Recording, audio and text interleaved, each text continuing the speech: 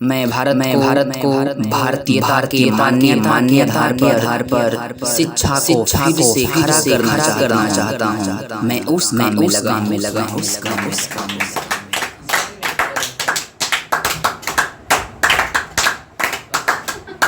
तो हम लोग आज की क्लास में इस चैप्टर को अर्थात अलस कथा को इतना बेहतर से समझने का प्रयास करेंगे कि आजकल के जो विद्यार्थी होता है ना, उसमें आलसी का गुण बहुत ज्यादा पाया जाता है ना जी। जस्ट लाइक यू, आप लोग जो है आलसियों का गुण सबसे ज्यादा पाया। देखिएगा कैसे बैठे हो, ये सब आलस का गुण है। तो आज हम जो चैप्टर पढ़ेंगे, जिसको पढ़कर आप आलस को छोड़ देंगे या तो पढ़ने के लिए छोड़ देंगे, है ना जी। तो आइए हम विलंब न करते हुए हम इस टॉपिक को स्टार्ट करते हैं। सबसे पहले हम इस पाठ के सारांश को देखते हैं, जो आपके बुक के पंक्ति में लिखा रहता है। जो टीचर पढ़ाने से जो है हिचकिचा जाता है, पढ़ा वो छोड़कर सीधे अपना टॉपिक पर आ जाता है। तो सबसे पहले हम वो नहीं करेंगे, जो है उसको हम शुद्ध हिंदी कर आपको समझाने का बेहतर से प्रयास करूंगा। चलिए इस चैप्टर को स्टार्ट में करता हूँ। कहता है अयम पाठ विद्यापति कृत अस्य कथा ग्रंथ अस्य पुरुष परिच्छेदी नामक अस्य अंश विशेषे वर्तते। यानी यह जो पाठ है, कौन सा पाठ? अलस कथा। अलस कथा जो पाठ है वह विद्यापति के द्वारा लिखा एक पुरुष परीक्षा नामक ग्रंथ का एक अंश है। पुरुष परीक्षा सरल संस्कृत भाषायाम कथा रूपेण विभिन्नानाम मानव गुणानाम महात्म्यम वर्णयति। जो हमारा पुरुष परीक्षा नामक जो ग्रंथ है ना, वह एकदम सरल भाषा में संस्कृत को समझाने का प्रयास किया है, जो मानव के विभिन्न गुणों को बताता है। कौन? पुरुष परीक्षा नामक ग्रंथ। दोषानाम च निराकारायम शिक्षा ददाति। और यह अलस कथा पुरुष परीक्षा जो ग्रंथ है, वह मनुष्य के गुण का ही सिर्फ वर्णन नहीं करता है, मनुष्य के भीतर जितनी भी बुराइयां रहती है उनका भी वर्णन करता है ये ग्रंथ। और ये भी बताता है कि मनुष्य के जो दोष हो गया है, उस दोष को हम, जो मनुष्य में बुराइयां हो गया है, उस बुराइयां को हम कैसे मिटाएंगे, है ना जी। विद्यापति लोकप्रिय मैथिली कवि आसित। विद्यापति जो है ना, वो लोकप्रिय मैथिली कवि हैं। यहाँ से बोर्ड प्रश्न भी करता है, विद्यापति कैसे कवि हैं? तो लोकप्रिय मैथिली कवि हैं, है ना जी। अभी च बहुनानाम संस्कृत ग्रंथानाम निर्माता विद्यापति। और जो है ना, वो बहुत सारे संस्कृत ग्रंथों का निर्माता विद्यापति को ही कहा जाता है। संस्कृत ग्रंथ के निर्माता जो है वह विद्यापति को ही माना जाता है, जिन्होंने संस्कृत को इतना बेहतर से अपने ग्रंथों में सजाया है जिसका आज तक गुण कोई नहीं। प्रस्तुत पाठे अलस कथा अस्य दोषानाम निरूपणे व्यंग्यात्मक कथा प्रस्तुत वर्तते। आप चैप्टर है जिसको आप एक हंसी मजाक वाला ये कहानी है जो आपके सामने पेश किया जाता है। नीतिकारा आलस्य रिपु रूपा मानते। जो नीतिकार लोग होते हैं ना, वो आलस को जो है ना, वो आलस को दुश्मन मानते हैं, दुश्मन आलस। चलिए यहाँ से हम कहानी को स्टार्ट करते हैं। आसित मिथिला नाम बीरेश्वर नाम मंत्री। यानी मिथिला नाम का गांव में एक बीरेश्वर नाम का मंत्री रहते थे। मिथिला नामक गांव में एक बीरेश्वर नाम का मंत्री रहते थे। सच स्वभाव दानशील कारुणिक अस्य सर्वेभ्यो दुर्गति भयो नाथे अभ्यस्य प्रत्यक्षिमिष भोजनम दापति। यानी उनका जो स्वभाव था वो दानशील था। दानशील मैंने समझ में आता है ना जी, दान करने का स्वभाव था। इतना ही नहीं, वो बहुत कारुणिक थे, करुणा से एकदम भरे हुए थे। कौन? करुणा, एकदम दूसरे पर ममता देख कर ही आ जाता है। और इतना ही नहीं, आलसियों लोगों को ये भोजन भी करवाते थे। जो काम नहीं करना चाहता है उसको भोजन भी करवाते थे। भोजन ही नहीं, उसको वस्त्र भी दिया करते थे। कौन? बीरेश्वर। इतना स्वभाव से दानशील थे बीरेश्वर जी। कहा जाता है ना, ये सभी को, आलसियों लोगों को भोजन देते हैं, इसलिए कहा जाता है। निर्गतिनाम च सर्वेषां आलसः प्रथमो मतः किंचित् क्षमते कर्तरो जाठिर्नायपि वहिनो। दुर्गति मैंने समझ में आता है? दुर्गति होना किसी का नहीं समझ में आता। ज्यादा कष्ट होना, ज्यादा एकदम परेशानियां होना, बुढ़ारी में कहता है कि थोड़ा दुर्गति हो, वही कहता है दुर्गति वालों में से अगर सबसे पहला स्थान होता है आलसियों का होता है। किसका स्थान होता है? आलसियों का होता है। और भूखा हुआ व्यक्ति जो है वह पेट का भूख मनुष्य को क्या नहीं करवा सकता है, बहुत कुछ करवा सकता है। जिसको भूख लगा है वो भोजन करेगा, भोजन नहीं दीजिएगा वो कुछ भी कर सकता है, भोजन के लिए कर सकता है या नहीं कर सकता है। ततो आलसानां पुरुष व्यक्तम तष्टेलाभ दृष्ट्वा बहु तंदु परिवृजा वस्त्रम बहुर्वायत। यानी कहता है वीरेश्वर जो है आलसियों लोगों को भोजन करवाते हैं, वीरेश्वर आलसियों लोगों को भोजन करवाते हैं, लेकिन वो पूरे गांव के लोग उस आलसी लोगों के सुख को देखकर वो सोचा कि जब वीरेश्वर आलसियों लोगों को भोजन करवाता है तो हम लोग क्यों नहीं करेंगे जाकर। तो वहां क्या हुआ कि उसके मंत्री सभा में जो आलसी नभी है ना, वह तोंद पड़े लोग, यानी पेट एकदम बड़ा बड़ा है, जो भी लोग आए हैं पेट बड़ा बड़ा है, जो आलसी नहीं है वो भी बनावट आलसी बनाकर वीरेश्वर के यहाँ से भोजन ग्रहण करना शुरू कर दिए, क्योंकि वीरेश्वर आलसी लोगों को भोजन करवाता था। बताइए गांव में जो आलसी लोग है उसको भोजन करवाएंगे बिना काम धंधा किए हुए जी, तो गांव के लोग ये सोचेगा कि नहीं कि जब इसको ये भोजन करवा रहा है तो हमको क्यों नहीं, बिना कमैले भोजन मिल जाता है तो इसमें कमाने की क्या जरूरत है। तो गांव के लोगों को लगा कि ना अब हमको भी बनावटी आलसी क्या करना पड़ेगा, बनाना पड़ेगा। वो बनावटी आलसी बनाकर वह वीरेश्वर के यहाँ से जो आलसियों लोगों को सुख मिलता था, ये भी बनावटी आलसी वाला भी उसका सुख को क्या करने लगा, प्राप्त करने लगा। यानी जो आलसियों लोगों को भोजन मिलता था वो गांव के लोग भी आकर वीरेश्वर के यहाँ से भोजन ग्रहण करना शुरू कर दिए। अब बताइए सबसे बड़ा आलसी कौन है, आलसी है या आलसी बनाने वाला लोग है? आलसी बनाने वाला लोग है। इसी पर एक कथा प्रचलित है, क्या है? स्थिति सौकर्ज मूला ही सर्वेषाम अपि साते, है कि नहीं? सजाते सुखम दृष्ट्वा केन दमन्ति जानतवा। अपने जाति को सुख को देखकर कौन से लोग उसको प्राप्त करना नहीं चाहेगा। जैसे हम मनुष्य हैं, आप भी मनुष्य हैं, अब मनुष्य को है, एक मनुष्य को जो है वो दूसरा व्यक्ति भोजन करवा रहा है, इस मनुष्य को काम करना पड़ेगा। बोलिए एक कर दे के हिस्की और लोग आ जाएगा कि नहीं आ जाएगा। गांव में एक लोग है जो सभी लोगों को भोजन करवाता है, अब जो काम भी करने वाला है वो काम करना छोड़ देगा, काहे? कहेगा कि बैठले बैठे फलनामा कहते हैं तो हम काहे नहीं खाएंगे। वही बात कहता है यहाँ पर, कथा है कि हम लोगों को है ना सुविधाजनक स्थिति को देखकर कौन से लोग उसे प्राप्त करना नहीं चाहेगा, चाहेगा ना, चाहेगा। और अपने जाति को सुख के देखकर कौन से लोग उसके तरफ नहीं दौड़ेगा, सब दौड़ेगा ना। जब इसको सुख मिला तो मुझे क्यों नहीं, हम भी चलते हैं, हम भी एक में शामिल होकर कमा देते हैं, क्या जरूरत। एक गाँव के लोग है ना जी। पश्चात आलसम सुखम दृष्ट्वा धूर्ता अपेक्षितम आलसम दर्शित्वा भोजनम गृह्णन्ति।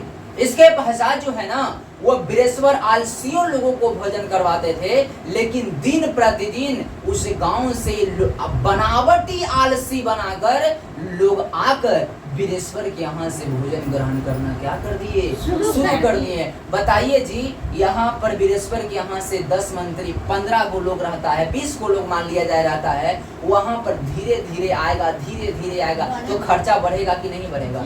इस खर्चा को देखकर वहाँ के जो लोग तन्य पुरुष, तनयोगी पुरुष थे, उन्होंने मंत्री से कहा, मंत्री साहब क्या आपको नहीं लगता है कि मेरे सभा में खर्चा बढ़ रहा है? तो कि हाँ हो, तो मुझे भी लग रहा है कि खर्चा बढ़ रहा है, क्योंकि बनावटी आलसी करके लोग आ रहे हैं, भोजन ग्रहण कर रहे हैं, तो खर्चा तो बढ़ना ही है। खर्चा बढ़ते गया तो लेकिन हाँ, तनयोगी पुरुष कहते हैं कि तब एक हम बात बोले मंत्री साहब, तो कि हाँ क्यों नहीं बोला, ताकि एक काम कीजिए, इस सभी लोगों को परीक्षा लिया जाए। ये परीक्षा से ये पता चलेगा कि आखिर में कौन आलसी है और कौन बनावटी आलसी बनाकर मेरे यहाँ से भोजन ग्रहण करता है। आप एक बार परीक्षा लिया जाए, तो कि हाँ यार ये भी तो सही बात है। कौन बोले? वीरेश्वर बोले, वो तनयोगी पुरुष है, ताकि ठीक है, तब ताकि ठीक है पहिया कर जाए। ताकि आज ही किया जाए, लेकिन अभी नहीं। ताकि कब? जब अंधेरा हो जाएगा ना, जब मध्य रात्रि बीतेगा, मतलब 12 बजे के बाद। कितना बजे के बाद?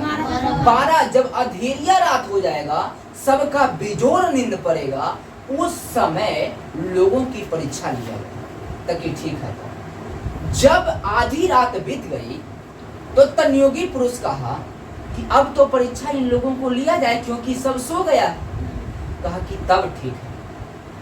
फिर कहा कि आप कुछ ऊंची स्थान पर बैठ जाइए। तन्योगी पुरुष ने कहा, किसको? वीरेश्वर को कहा कि आप ऊंचे स्थान पर बैठ जाइए, हम जाते हैं एक झोपड़ी में जो सोया हुआ है उसमें जाकर आग लगा देते हैं। अब जो योगी पुरुष है वो जहां पर आलसी लोग जो सभी सोए हुए थे, उन झोपड़ी में जाकर आग लगा दिया। झोपड़ी में आग लगते ही जो बनावटी आलसी वाले लोग थे, जो धूर्त लोग थे, वो आग के लपटों को देखकर न देखते दे रही और न उसको भागते दे रही। यानी इतना जोर से भागा, यानी झोपड़ी में आग भी न धरा कि धूर्त लोग उस झोपड़ी से निकल गया। ओकरा में झोपड़ी में मात्र 4 लोग बचे। कितने लोग बचे? मात्र 4 लोग बचे। अब देखिए ना इस समन के लापरवाही।